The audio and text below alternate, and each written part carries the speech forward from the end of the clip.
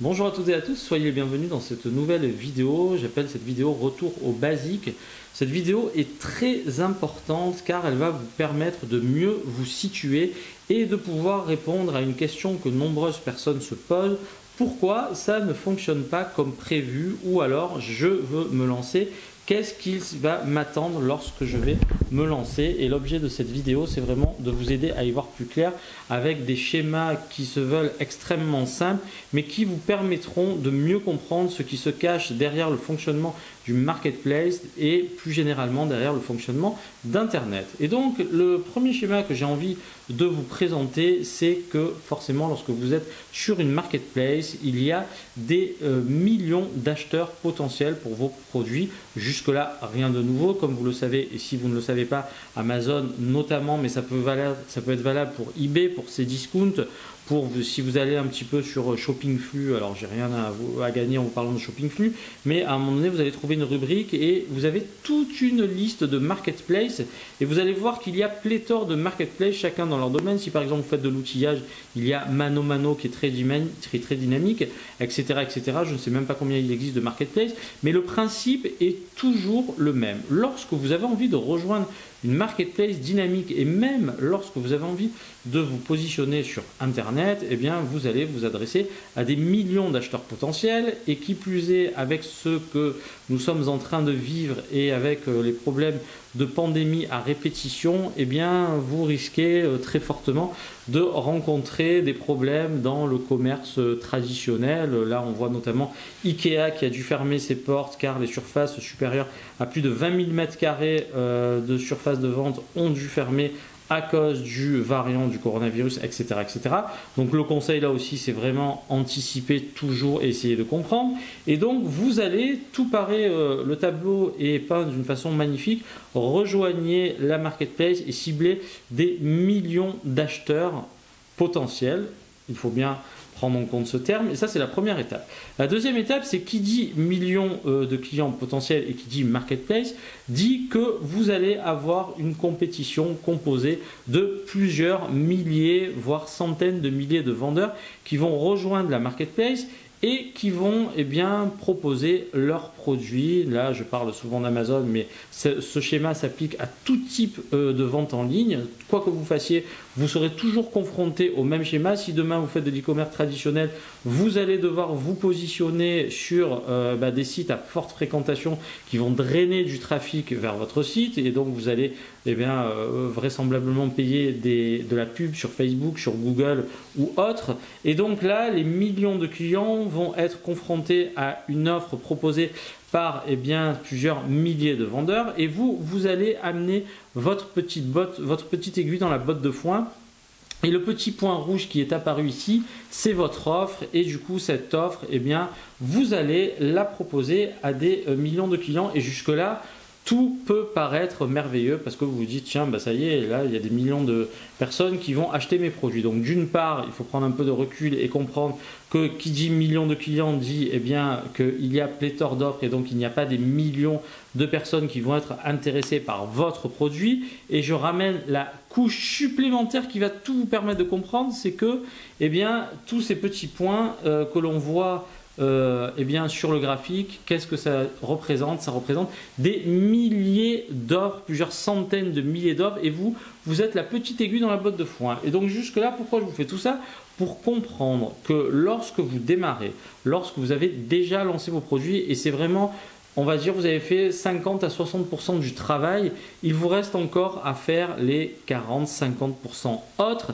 Et c'est là où vraiment cette vidéo prend tout son sens, c'est de vous faire comprendre que plus il y a de monde, plus il y a une compétition et votre travail ne s'arrête sûrement pas à créer votre produit. La création du produit, c'est vraiment comme si vous construisiez un immeuble, vous posez les fondations de votre business.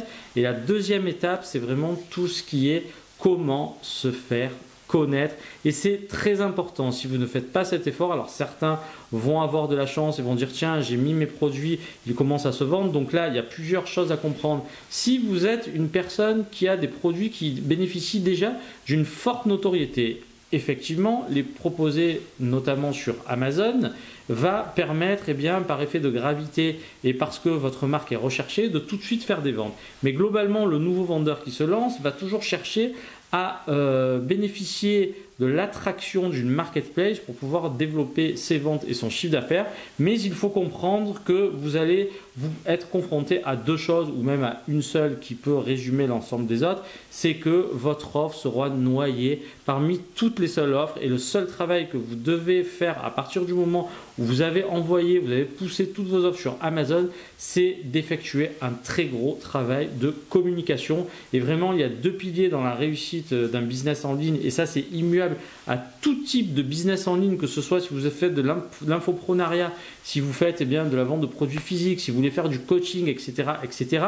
Aujourd'hui, les gens n'ont pas compris qu'il ne suffisait pas de se prétendre dire « tiens, je suis allé à tel endroit », pour pouvoir réussir. C'est faux et complètement faux. C'est quelque chose qui prend du temps et vous ne pouvez surtout pas vous arrêter si vous n'avez pas communiqué. Et donc, à mon sens, c'est vraiment la raison pour laquelle je fais cette vidéo. C'est que si vous voyez que vos ventes sont plates, si vous voyez que il ne se passe pas grand-chose. Alors attention, si vous vous êtes déjà très bien positionné, c'est-à-dire si vous êtes dans le top page 1 et qu'il ne se passe rien sur vous, première question, avez-vous déjà essayé de pousser votre offre sur les différentes marketplaces? Deuxième question, est-ce que vous n'êtes pas un produit de plus? Et là vraiment, il y avait une personne qui m'avait contacté qui avait fait un produit sympa, mais en fait, une fois qu'elle m'a envoyé son offre, j'ai dit « Ah, mais tiens, un de plus parmi l'existant ». Et donc, mon conseil là aussi, ne faites pas une pâle copie de quelqu'un d'autre, juste en changeant votre logo. Ça pouvait marcher peut-être il y a 5 ou 7 ans en arrière. Aujourd'hui, ça ne fonctionne plus du tout. Donc, vous devez absolument avoir une approche complètement différenciante si vous voulez vous permettre de réussir. Et donc, si votre produit est totalement différent et que vous n'êtes pas bien positionné, il ne se passera rien pour vous. C'est aussi bête que cela. Et c'est la raison pour laquelle parfois certaines personnes avec quelque chose d'un peu moins bon vont réussir parce qu'elles ont tout mis dans leur communication et d'autres qui ont un super produit et qui attendent qu'il se passe quelque chose, il ne se passera rien. Et vraiment le message ici, c'est de vous faire comprendre que on ne va pas venir vous chercher, c'est vous qui allez et c'est vous qui devez faire tout ce travail en amont afin de récolter les fruits de vos efforts. Mais cela, encore une fois, demande un travail de tous les jours. Et c'est la raison pour laquelle je fais cette vidéo. Donc, n'ayez pas de crainte particulière si vous voyez que votre produit ne se vend pas. Si maintenant vous êtes sur la page 1 et que tous les autres produits font des ventes et que vous vous situez encore à un niveau où très sincèrement il ne se passe rien pour vous, c'est que votre produit n'est pas bon et que peut-être vous êtes un de plus parmi tout ce qui existe sans aucun aspect différenciant, et là ça risque d'être fortement problématique pour vous. Et la deuxième raison, ça peut être que vous avez mal fait votre analyse et pour le coup vous êtes positionné sur quelque chose qui n'est pas assez dynamique, où la demande n'est pas présente et vous avez perdu votre temps. C'est la raison pour laquelle l'analyse dans un premier temps est très importante. Analyse, mise en place de son offre, positionnement de cette offre, et de cette manière-là, il n'y a pas de raison pour que vous ne réussissiez pas. Voilà ce que je voulais vous dire dans cette vidéo.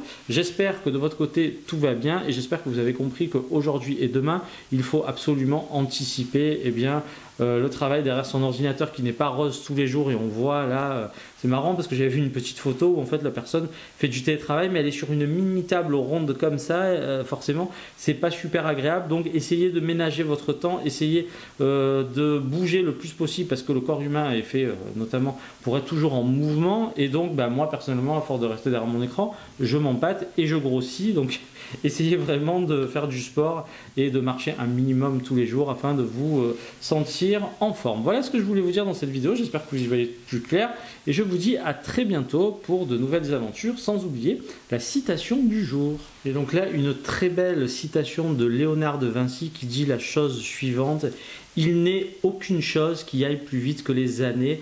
Et vraiment le message derrière cette très belle citation, c'est de vous dire que si vraiment vous avez envie de faire quelque chose, faites-le, et si vraiment ça ne vous plaît pas, passez à autre chose. Ne gâchez pas votre temps à faire de votre existence quelque chose qui a été dicté par des voix extérieures. Essayez d'écouter ce qui pourrait le plus vous plaire, ce que votre cœur vous dit. Il se trompe rarement et allez dans ce sens. C'est le meilleur conseil que je puisse vous donner. A très bientôt pour une nouvelle vidéo. Tchuss!